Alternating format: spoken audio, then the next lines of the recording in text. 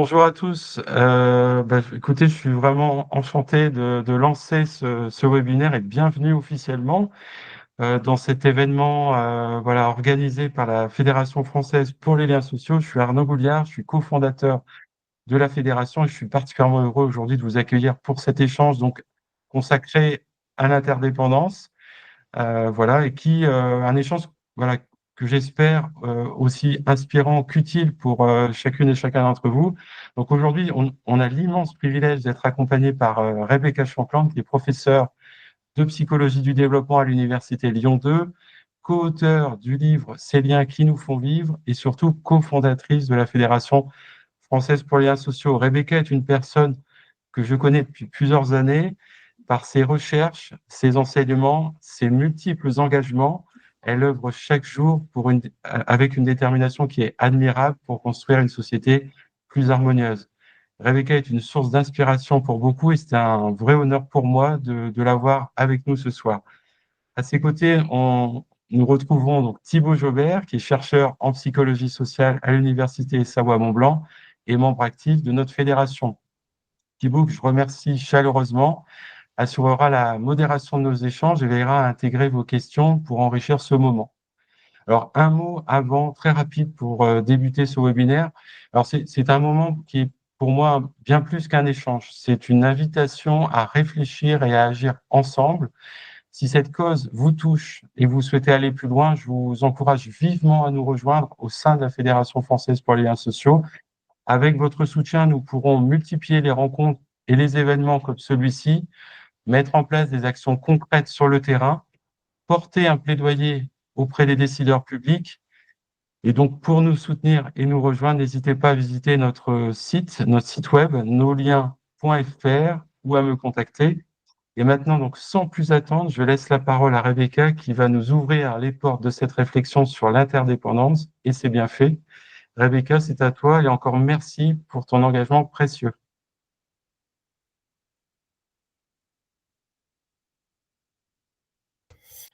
Alors, merci Arnaud pour cette présentation et cet accueil chaleureux.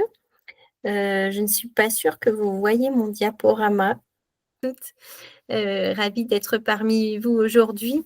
Donc, pour vous parler de cette thématique autour de l'interdépendance, en fait, c'est un sujet de réflexion qu'on a eu avec Christophe André au départ.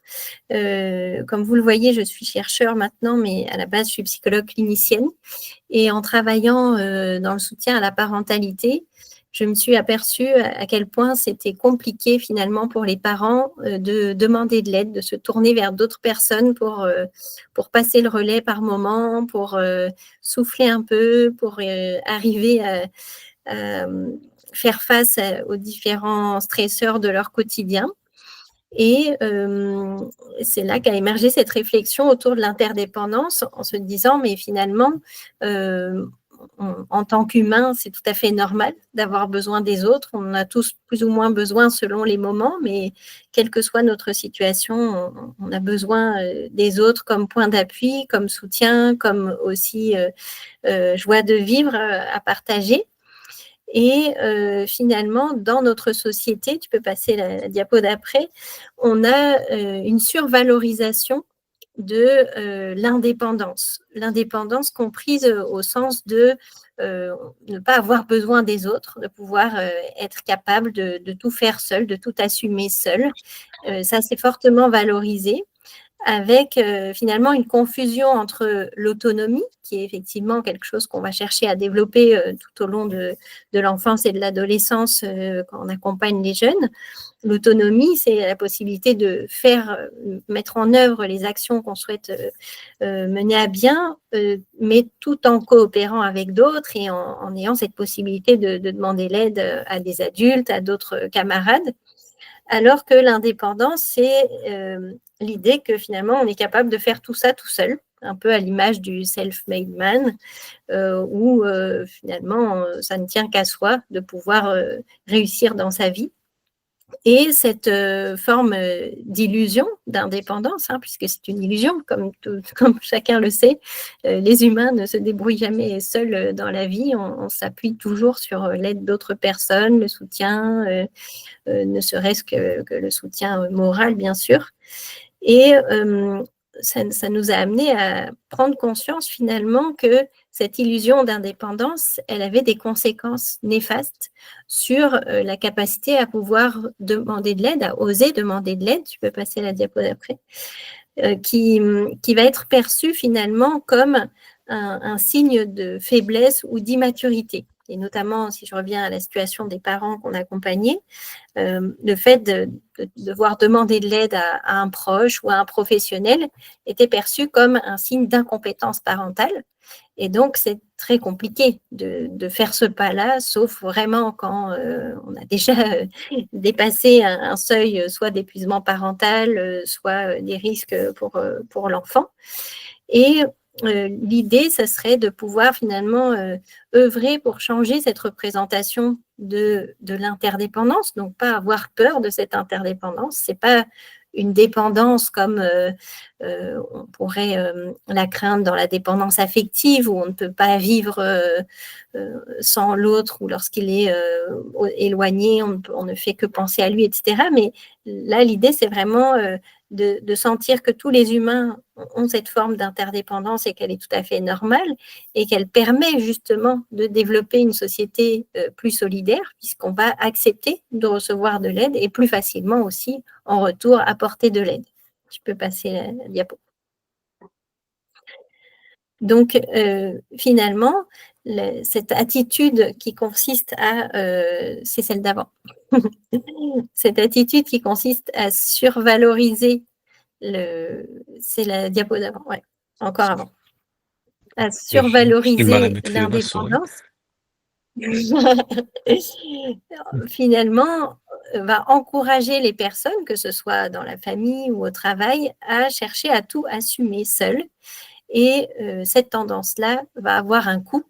Ce coût, c'est l'épuisement. Donc, le burn-out au travail ou le burn-out parental, sachant que ce burn-out va avoir des conséquences sur la santé mentale de la personne, bien sûr, concernée, mais aussi des conséquences sur l'entourage, notamment le burn-out parental multiplie par 10 les risques de négligence et de maltraitance dans les familles. Donc, on a tout intérêt à considérer que finalement, cette survalorisation de l'indépendance et cette peur de l'interdépendance, elle est contre-productive et qu'on peut finalement travailler et réfléchir ensemble à comment changer ces représentations autour de l'interdépendance. Tu peux passer la diapo d'après. Donc, réfléchir finalement dès le plus jeune âge et à tous les âges de la vie, comment cette interdépendance peut être considérée comme une richesse plutôt que comme une faiblesse. À la fois, on le voit par exemple dans l'accompagnement des personnes âgées, où dans notre société, elles ont tendance à être moins valorisées que dans d'autres cultures. Or, précisément, même si elles peuvent être en situation de dépendance physique par moment, en fin de vie, elles apportent aussi beaucoup aux personnes qui sont proches, aux personnes qui les accompagnent, aux professionnels également, aux jeunes qui ont la chance de les rencontrer.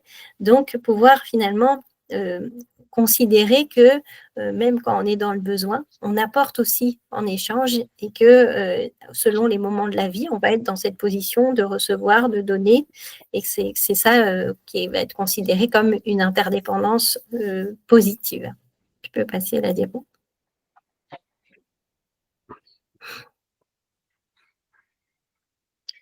Alors, je l'ai formulé dans le chat, mais évidemment, si vous avez un ensemble de questions qui pourrait étayer un petit peu les propos de Rebecca, n'hésitez pas, puis je prendrai le temps par diapo, par séquence de diapo de couper. Du coup, je me permets, Rebecca, j'en profite.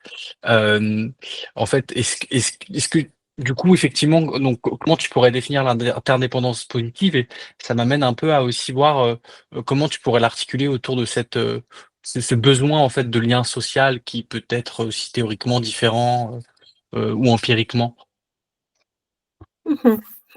Alors, en fait, l'interdépendance positive, c'est un concept qui vient à l'origine du champ de l'éducation, qui a été notamment développé par Johnson et Johnson, qui ont travaillé sur finalement la coopération dans le domaine scolaire où là aussi, et en France, on est très en retard sur la valorisation de la coopération dans le travail scolaire et la formation des enseignants autour de cette question.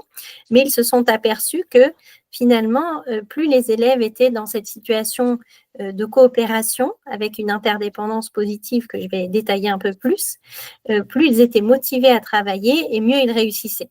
Donc, c'est un exemple dans le contexte scolaire, mais on peut le retrouver aussi au travail par ailleurs et puis dans d'autres contextes extra-professionnels. Et donc, ils ont défini cette interdépendance positive de la manière suivante, c'est le fait de partager un objectif commun, et ça on peut le retrouver dans les associations, nous dans la fédération, où les membres finalement de ce collectif vont considérer que œuvrer ensemble est plus efficace et plus pertinent que d'œuvrer seul.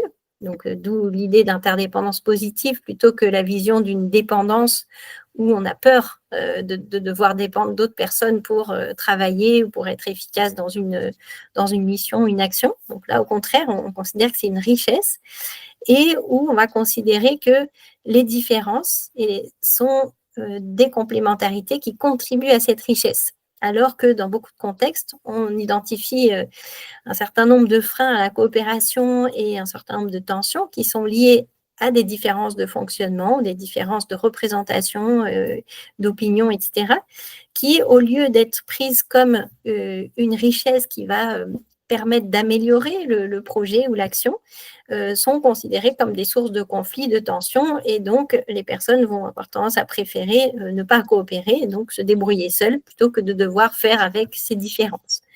Dans l'interdépendance positive, on va considérer donc que la relation peut être mutuellement bénéfique, quelle que soit sa position, qu'on soit en position de donner du soutien ou de recevoir du soutien, puisque même lorsqu'on donne, on apporte une aide à l'autre, ça va améliorer notre propre bien-être. Donc, en aidant l'autre, on contribue aussi à une réduction potentiellement de la souffrance ou d'une situation difficile.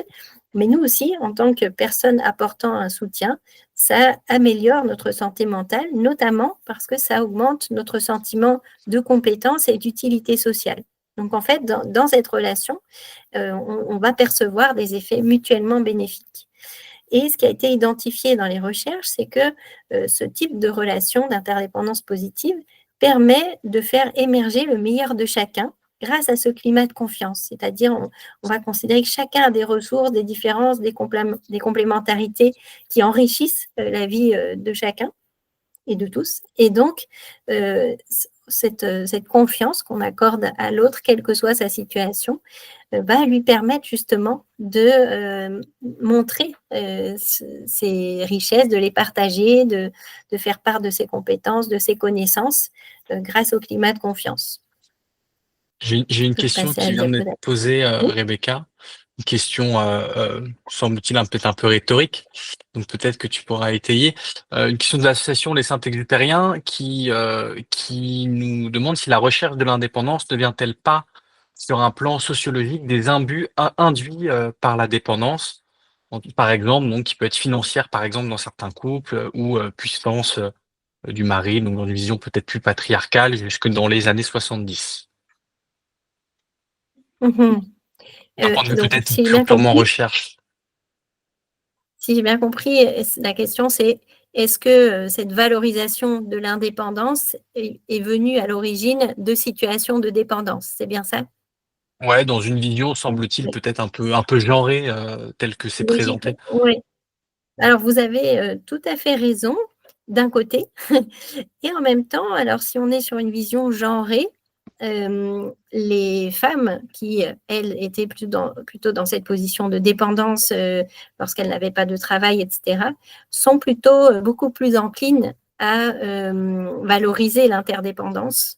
Alors probablement parce que, notamment dans la situation de maternité, on prend beaucoup plus conscience de l'impossibilité de pouvoir gérer tout seul.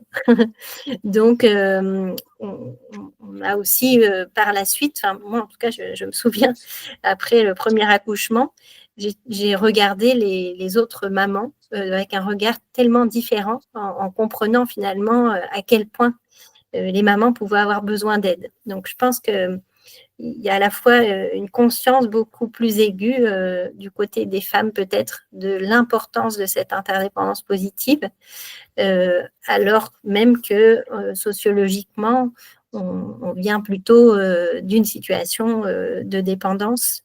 Donc, je pense que oui, d'un côté, on a peur de la dépendance et donc on va aller vers l'indépendance, mais peut-être justement si on arrive à donner une vision plus positive et réaliste de la question de l'interdépendance, ça peut faciliter l'orientation vers cette interdépendance plutôt que vers l'indépendance.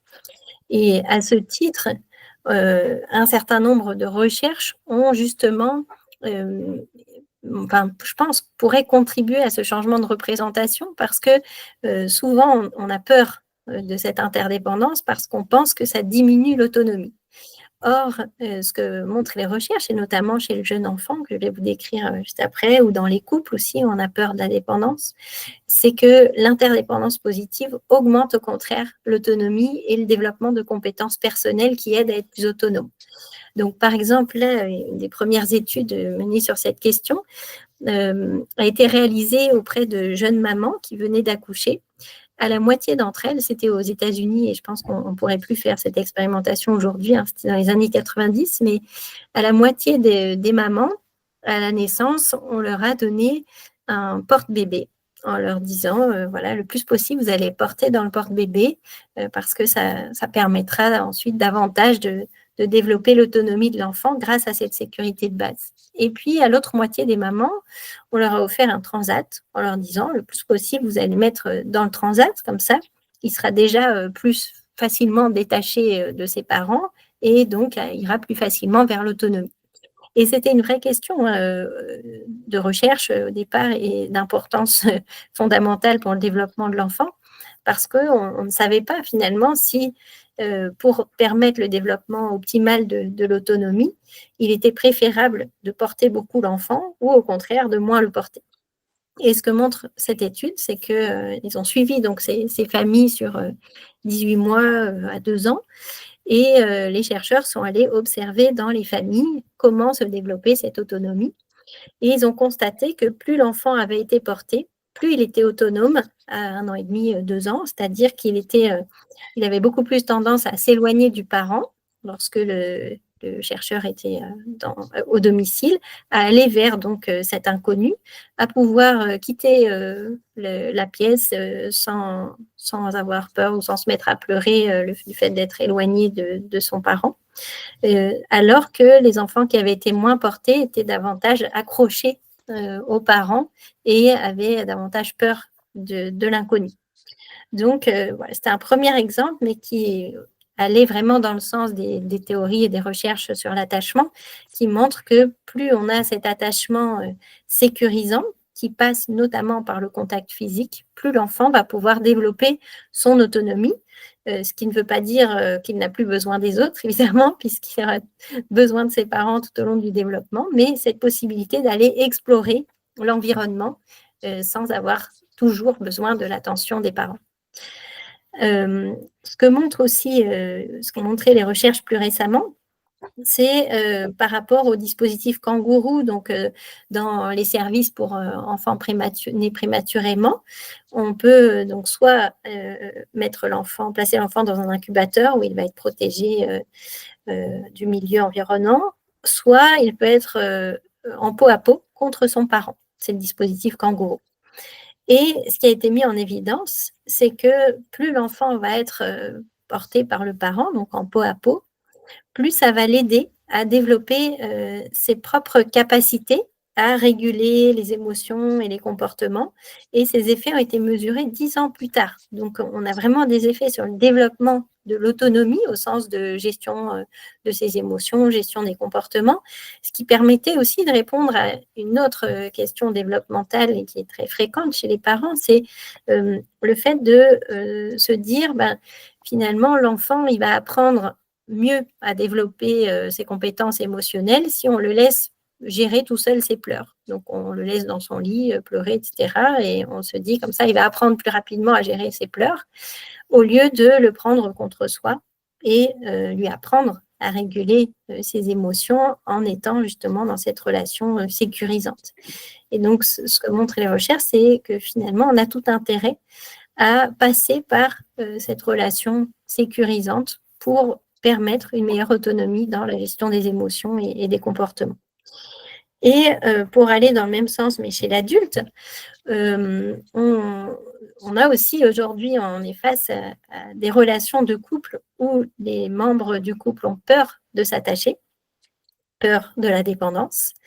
Or, plus l'attachement est sécure dans le couple et donc fondé sur une interdépendance positive, on est conscient qu'on a besoin de l'autre et on est heureux de ça, plus, notamment dans la recherche que je présente ici de Finet, plus en fait la personne va être capable de développer ses propres compétences pour faire face à des difficultés de façon autonome. Donc en fait, sentir qu'on est dans cette relation d'interdépendance positive et l'accepter plutôt que de lutter contre et d'essayer d'être indépendant, va permettre de développer plus de compétences et donc plus d'autonomie dans ses actions. Donc, voilà, c'est quelques exemples finalement de recherche qui montrent que cette interdépendance, elle ne rend pas moins autonome.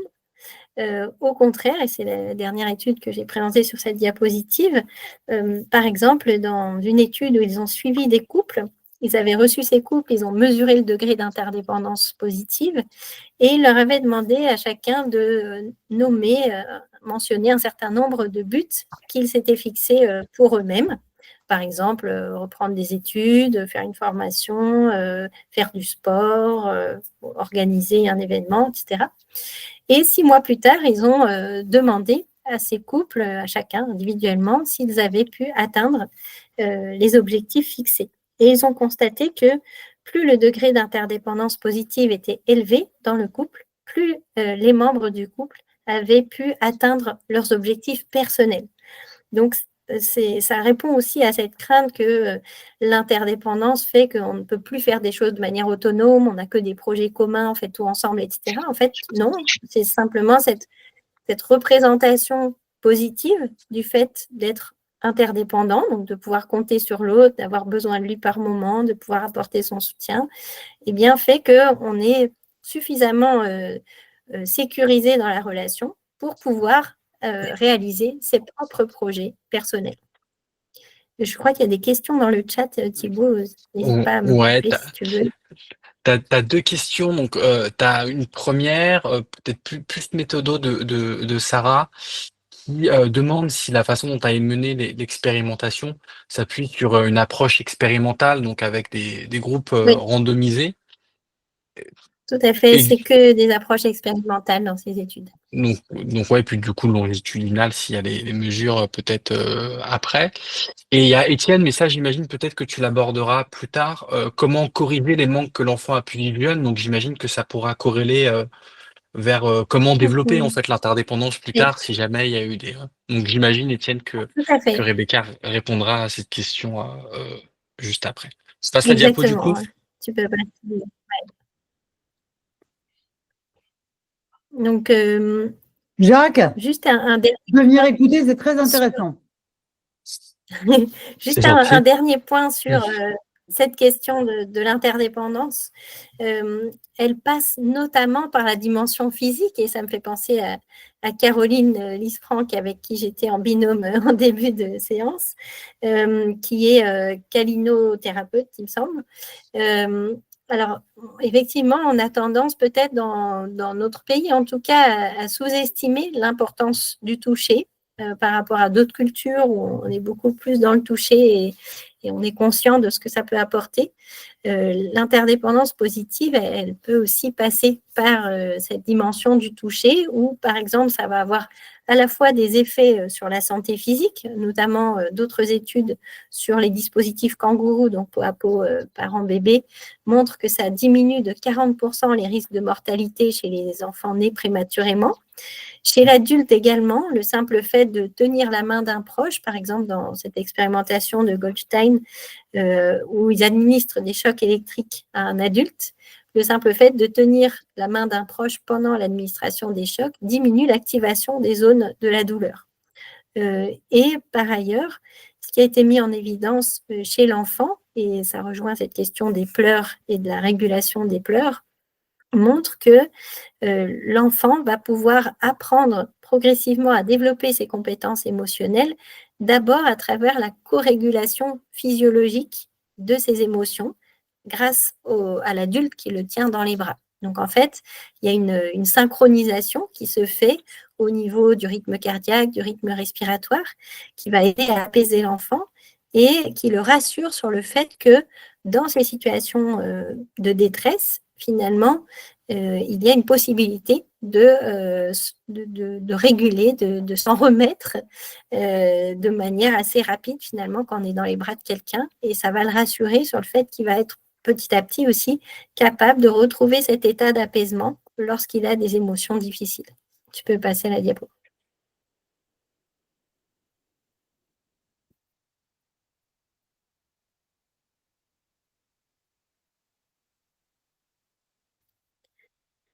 Tu n'es plus là, Thibaut. Ah bon? Bon, je continue à parler. Tu peux passer la diapo. Je l'ai passé pourtant. Ah bon? Ouais, je suis personne ne voit la diapo? Si, on voit. Modifie Ok. la perception de la réalité. Je sais pas si tu l'as Ok. pas, Rebecca? Je ne la vois pas, mais c'est pas grave. On va essayer de rajouter un peu de complexité.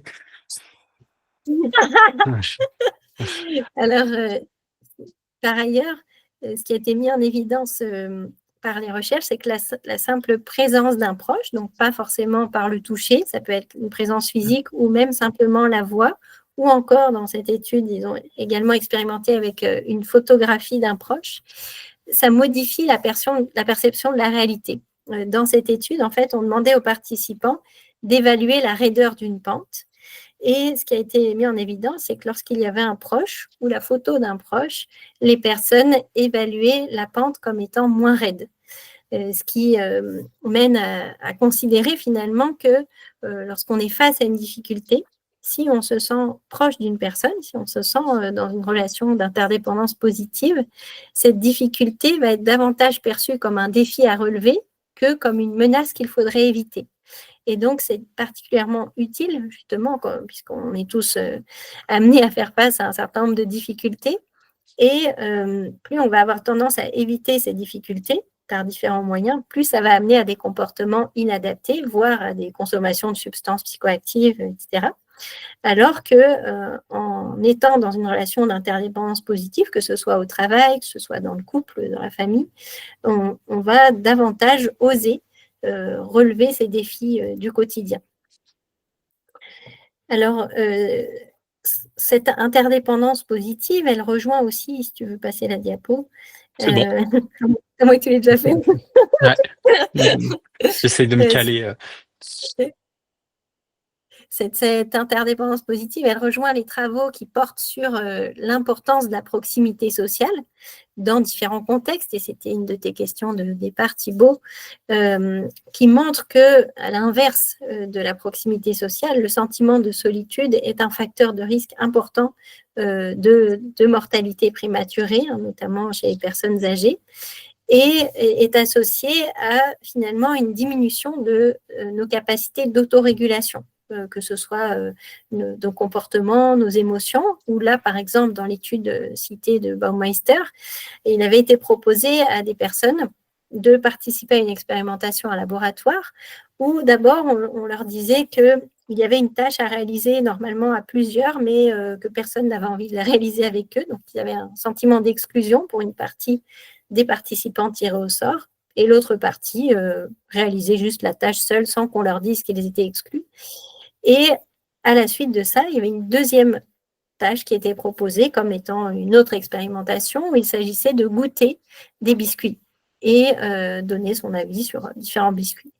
Et là, ils ont constaté que les personnes en situation d'exclusion sociale consommer 2 fois plus de biscuits dans cette tâche de détermination du goût par rapport à ceux qui n'avaient pas été en situation d'exclusion, ce qui a amené à la conclusion finalement de ce besoin de compensation, cette difficulté d'autorégulation des comportements alimentaires, par exemple.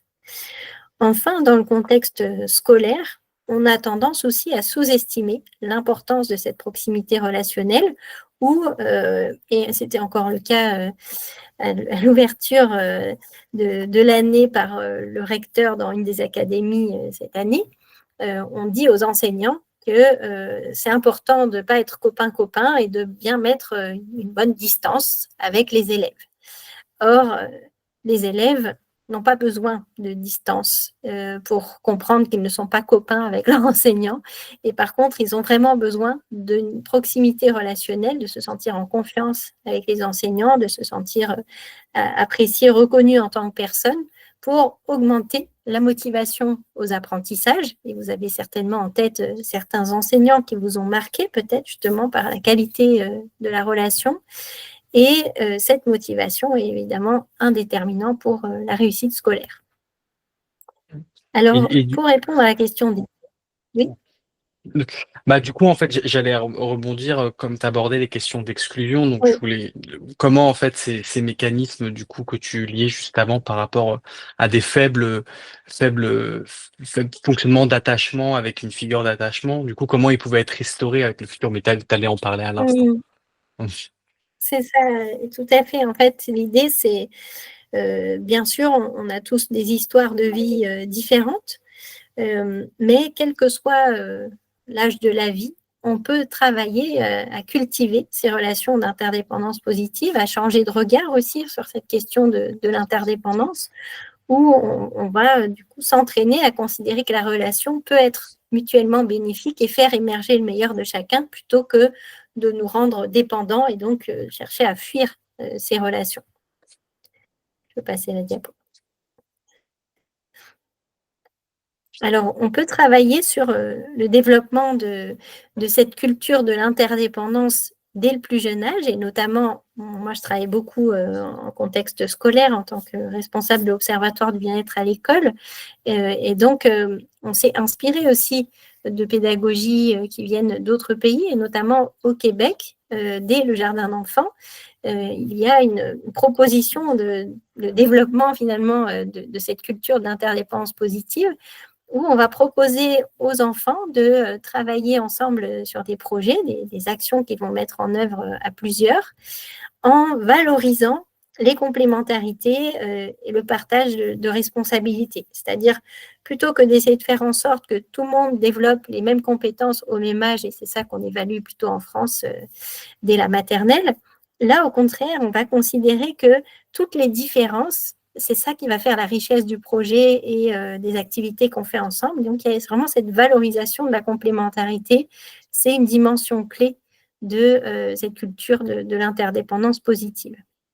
Alors, dans la diapo suivante, toujours en contexte scolaire, on peut travailler sur les modalités pédagogiques pour pouvoir développer cette interdépendance positive, notamment à travers une interdépendance de but. Par exemple, on va réaliser un exposé ensemble, donc c'est un but commun, ou bien une interdépendance de moyens ou de rôles, c'est-à-dire qu'on va distribuer à chaque membre de l'équipe des connaissances différentes, on leur donne des documents à travailler qu'ils vont ensuite être amenés à partager avec les autres, ou encore on va s'appuyer sur des compétences différentes qui ont été identifiées chez les élèves pour les mettre ensemble et faire en sorte qu'ils puissent mener à bien un projet collectif. Et ce que montrent les recherches, notamment de Johnson & Johnson, c'est que ce travail autour d'une relation d'interdépendance positive augmente la motivation et l'engagement dans les apprentissages.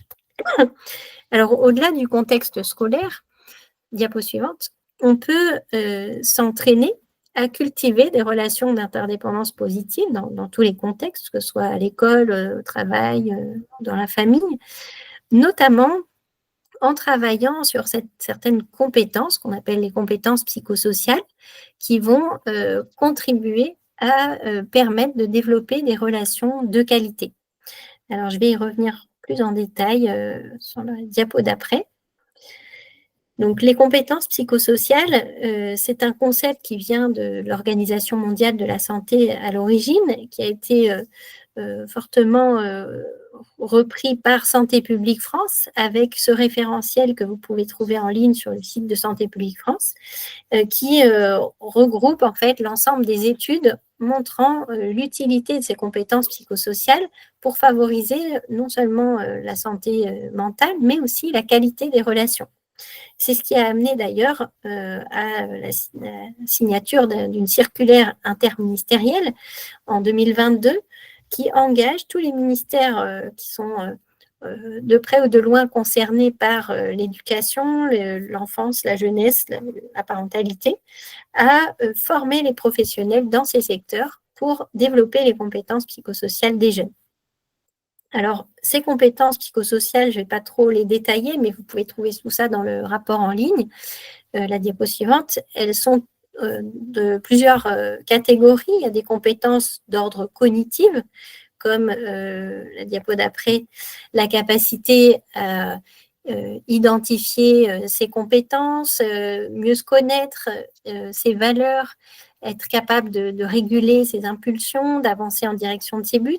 Des compétences d'ordre émotionnel, comme la capacité à gérer le stress et les émotions, ou encore des compétences d'ordre social qui vont être celles qui nous concernent ici pour développer des relations d'interdépendance positive, où on est capable de développer une écoute active, de coopérer avec les autres, de pouvoir demander de l'aide et résoudre des conflits d'ordre relationnel. Alors, ce que montrent les recherches dans le champ du développement des compétences psychosociales, c'est que ça va avoir un impact. Et là, pour répondre à des questions de chercheurs qui seraient connectés, c'est des méta-analyses qui regroupent l'ensemble des recherches qui ont été menées en contexte scolaire, avec la plus récente qui date de 2023, qui porte sur plus de 575 000 élèves. Donc, on a vraiment beaucoup de données à l'appui qui montrent qu'en développant ces compétences, on améliore non seulement la santé mentale, le bien-être, on diminue les conduites à risque, mais aussi on améliore la qualité des relations, que ce soit entre pairs, au sein de la famille ou avec les enseignants. Une autre façon de pouvoir développer les compétences, alors oui, je vous ai mis juste quelques exemples d'ouvrages qui regroupent des exercices pour développer ces compétences, soit pour les enfants, soit pour les adultes. Et ces pratiques, vous pourrez les retrouver bientôt en ligne dans un autre référentiel qui va être publié par Santé publique France, qui est un référentiel pratique à destination des adultes en position d'éducation, où l'idée, c'est vraiment, nous, en tant qu'adultes, comment on peut développer nos compétences psychosociales et notamment émotionnelles et sociales pour pouvoir ensuite mieux accompagner les jeunes dans ce développement. Un autre champ de recherche, diapo suivante, qui a aussi mis en évidence des effets sur le développement de relations de qualité, c'est à travers les pratiques de pleine conscience ou mindfulness, qui permettent de développer une plus grande attention à l'autre, de pouvoir développer finalement une plus grande ouverture d'esprit, plus d'empathie, plus de capacité à accueillir l'autre avec ses différences et à s'ajuster à des situations complexes, notamment les situations relationnelles, avec une augmentation des comportements de coopération et d'altruisme. C'est aussi une autre possibilité pour développer cette interdépendance positive. Un autre champ de recherche, prochaine diapo, un troisième champ de recherche, c'est celui de la psychologie positive, qui a également mis en évidence des effets sur le développement de la qualité relationnelle, notamment en travaillant sur ce qu'on appelle la réduction du biais de négativité. C'est une tendance naturelle de l'humain à orienter l'attention vers ce qui ne va pas, ce qui nous dérange chez soi, chez l'autre, dans le quotidien, et à ne plus voir le reste. Progressivement, on est toujours happé par ce qui ne va pas, et on n'arrive plus à voir les bons côtés de l'autre personne, notamment. Et donc, à travers des exercices comme s'entraîner à identifier les forces et les complémentarités, on peut réduire ce biais de négativité et ça améliore la qualité de la relation. Toujours dans ce champ de recherche sur la psychologie positive, diapo d'après, il y a tous les travaux autour de la gratitude qui montrent que c'est une émotion qui est prosociale, c'est-à-dire qui va nous amener à plus de comportements altruistes et de coopération. Et donc, on peut s'entraîner finalement à exprimer davantage cette émotion, quel que soit le contexte, qu'on soit au travail, dans la famille ou à l'école. Et ça va avoir des effets non seulement sur la santé mentale, mais sur la qualité des relations. Diapo d'après, je vous ai juste mis un exemple de programme qu'on avait développé aussi avec des collègues, et notamment Christophe André, le programme CARE, qui regroupe donc un ensemble de pratiques issues des recherches sur les compétences psychosociales, sur la pleine conscience et sur la psychologie positive, donc le programme CARE. Diapo d'après. Et lorsqu'on participe à ce type d'atelier, donc avec ce type d'exercice qui réduisent le biais de négativité, qui permettent de cultiver des relations constructives, ça va avoir des effets notamment sur la santé mentale, sur des facteurs protecteurs comme l'optimisme, désolé pour la faute, l'espoir ou la régulation des émotions, et donc des effets positifs sur la santé mentale. Diapo d'après, donc, ce travail sur l'interdépendance positive représente finalement pour nous un levier pour lutter contre l'isolement social qui touche aujourd'hui notamment presque un cinquième des Français. Beaucoup de parents, hein, d'après une enquête faite par le ministère des Solidarités et de la Santé, 50% des parents se sentent isolés dans leur fonction parentale. Et ce sentiment d'isolement représente un risque pour la santé physique, pour la santé mentale. Donc, une des pistes, un des leviers, ce serait de travailler sur cette interdépendance positive. La diapo d'après, et ce sera fini.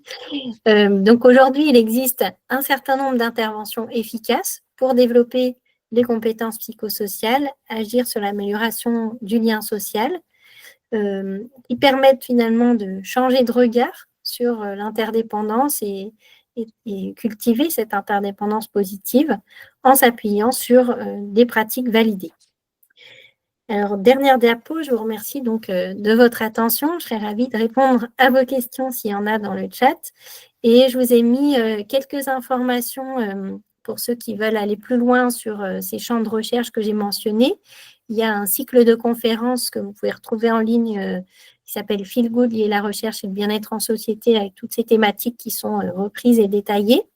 Et des journées pour les professionnels, journée de l'innovation, où des professionnels viennent présenter des interventions qu'ils ont développées et qu'ils souhaitent que les chercheurs évaluent. Et au mois de juin, c'est une journée où les étudiants présentent les résultats de ces évaluations.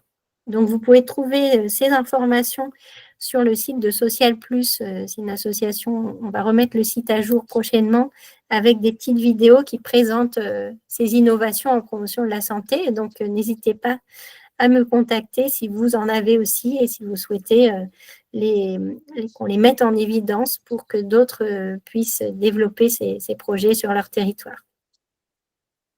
Merci de votre attention. Merci beaucoup, Rebecca, pour ta super présentation. On n'aura pas le temps de peut-être un ou une chanceuse, peut-être avec une question, puis après on se laissera puisqu'il y a 19h. Donc notamment, tu as une question autour donc de la disponibilité, notamment de s'intéresser plus particulièrement aux enfants porteurs de TND dans le cadre de l'école inclusive. La question, ce serait comment on peut faire avec ces enfants-là? Est-ce que aurez-vous la disponibilité pour vous intéresser plus particulièrement aux enfants porteurs de TND dans le cadre de l'école inclusive? Oui, alors effectivement, on travaille plus spécifiquement sur le développement des compétences psychosociales, notamment sur cette question de l'inclusion scolaire. J'ai aussi un doctorant qui est enseignant spécialisé qui a travaillé sur des interventions de psychologie positive dans les classes pour changer de regard justement sur ces différences et finalement orienter l'attention vers la richesse des complémentarités, des forces de chacun. Donc, ça peut être des pistes, même s'il n'y a pas encore beaucoup de recherches, il y en a effectivement au niveau de l'Observatoire du bien-être à l'école.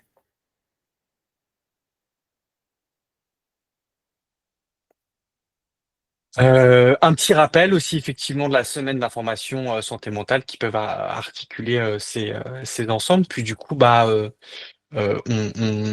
va peut-être donc du coup en rester là puisqu'il est 19h.